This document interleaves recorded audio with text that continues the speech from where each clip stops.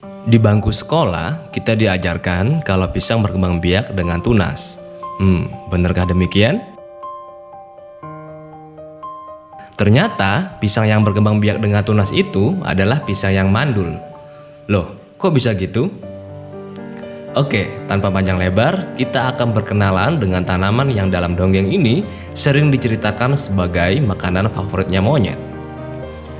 Pisang yang kita kenal seperti pisang kepok, pisang ambon, pisang cavendish, dan banyak lagi diprediksi oleh banyak ilmuwan berdasarkan bukti-bukti yang ada dikembangkan ratusan bahkan ribuan tahun sebelum Masehi. Dipercaya tanaman ini berasal dari Asia Tenggara dan Kepulauan Papua. Hingga kini, pisang berkembang menjadi salah satu buah favorit seluruh dunia. Tapi tahukah kalian bahwa pisang yang kita makan sejatinya adalah tanaman mandul? Menurut penelitian, berdasarkan DNA, pisang modern adalah hasil hybrid dari dua spesies pisang hutan. Ketika terjadi hybrid antar spesies ini, dihasilkan keturunan yang mandul. Hybrid simpelnya adalah perkawinan antar spesies atau antar genus atau family dari tumbuhan atau hewan. Hybrid sendiri sebenarnya melawan ketentuan alam. Sehingga cara alam untuk mencegah keturunan hasil hybrid ini berkembang biak, maka anakan hasil hybrid mayoritas mandul. Normalnya ketika tumbuhan dalam spesies yang sama melakukan penyerbukan atau kawin, mereka akan menghasilkan buah dan biji. Nah, biji inilah yang akan menghasilkan tanaman baru. Kemudian ketika tanaman baru ini dewasa, dia akan menghasilkan biji kembali, lalu menjadi tanaman baru lagi, dan begitu seterusnya. Namun ketika terjadi hybrid, anakan hasil hybrid tidak dapat menghasilkan biji. Ataupun jika ada bijinya, maka biji tersebut tidak bisa tumbuh. Pada hewan juga sama. Sebagai contoh, burung merpati dan burung terkukur jika dikawinkan maka statusnya adalah hybrid. Ketika telurnya menetas akan menghasilkan anakan hybrid. Nah, anakan ini tidak akan mampu untuk menghasilkan keturunan. Pada kasus ini, mereka tetap bisa bertelur, namun telurnya tidak akan pernah bisa menetas. Ini berbeda ketika terjadi pada tumbuhan hasil hybrid. Tumbuhan bisa berkembang menjadi individu baru dengan tanpa kawin alias perkembangan vegetatif, biasanya melalui tunas. Oleh karena itu, pisang tetap dapat memperbanyak diri walaupun dia mandul. Ada beberapa jenis pisang yang memiliki biji, akan tetapi bijinya tidak dapat tumbuh. Sebagian besar pisang bijinya tidak berkembang karena embrio tidak terbentuk. Maka dari itu, pisang yang kita makan hanya memiliki titik-titik biji yang tidak jadi. Banyak ilmuwan yang mengutuk aktivitas atau penelitian terhadap hybrid. Karena sejatinya hybrid adalah melanggar hukum alam. Loh, kok bisa? Ya, tentu bisa dong. Terutama jika itu dilakukan pada hewan atau manusia. Anakan hasil hybrid statusnya menjadi tidak jelas. Aku aja nggak tahu kok aku siapa. Pada kasus merpati dan terkukur, anakannya disebut apa? Merpati juga bukan, terkukur juga bukan. Ini akan terdengar biasa saja kalau objeknya adalah hewan atau tumbuhan. Coba kalian bayangkan jika manusia dihybrid dengan gorila atau simpanse. Maka keturunannya akan menjadi apa? Beneran aku nggak tahu. Dia akan ditolak oleh manusia, juga tidak akan diterima oleh komunitas gorila dan simpanse itu tadi. Bayangkan jika ternyata dia memiliki kesadaran layaknya manusia, tetapi bertampang seperti gorila. Bagaimana perasaannya?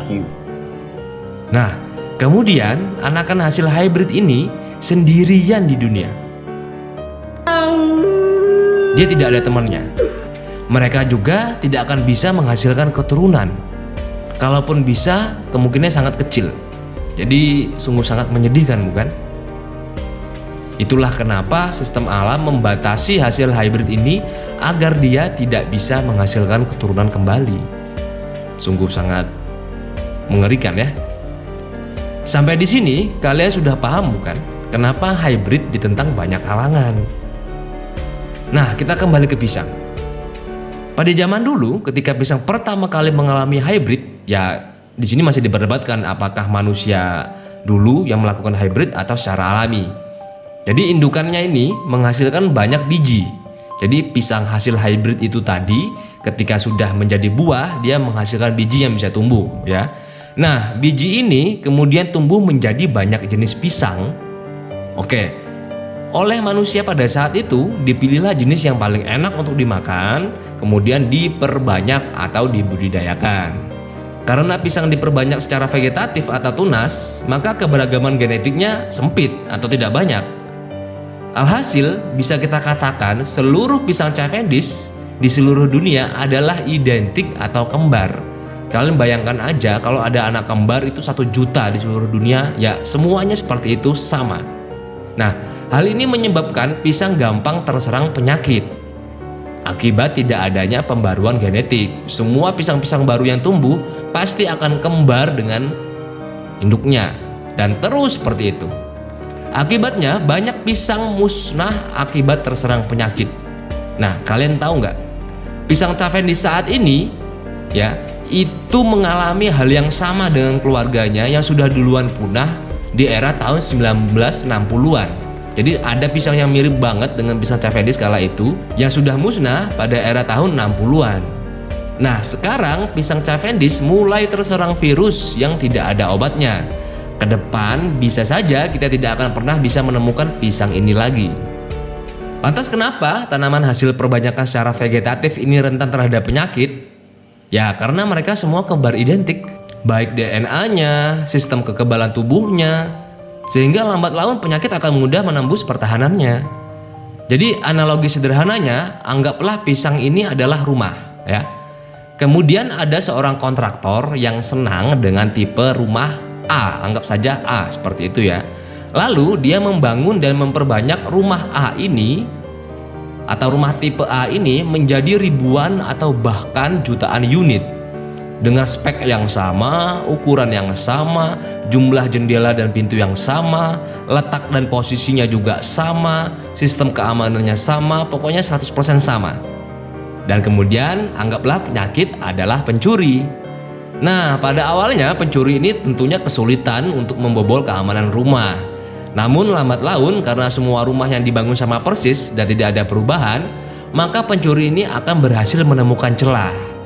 Nah, akhirnya semua rumah yang sama persis itu tadi akan rentan atau mudah untuk dibobol. Ini berbeda ya jika anakan pisang atau tumbuhan lain dihasilkan melalui cara kawin atau generatif. Semua anakannya akan memiliki genetik yang berbeda-beda. Setiap tumbuhan baru yang tumbuh dari hasil kawin ini tadi ya menghasilkan biji akan memiliki DNA yang tidak sama terus-menerus seperti itu. Akhirnya penyakit akan sangat susah untuk menyerangnya. Bahkan ketika akhirnya berhasil menyerang pada satu tanaman, ternyata tanaman yang lain memiliki kekebalan yang berbeda sehingga tanaman yang lain akan aman-aman aja. Jika kembali dibuat analogi rumah ya, jika dalam sebuah perumahan ada 100 rumah dengan desain yang berbeda semua dan ada pencuri yang masuk, pencuri ini membutuhkan waktu untuk membobol satu jenis rumah itu tadi. Ketika berhasil pun rumah yang lain akan aman. Karena apa? Desainnya berbeda, sehingga butuh waktu lagi bagi pencuri ini untuk bertindak ke rumah sebelahnya. Nah, coba bayangkan jika rumahnya sama, maka mudah saja bagi pencuri lain untuk membobol semua rumah yang ada di situ.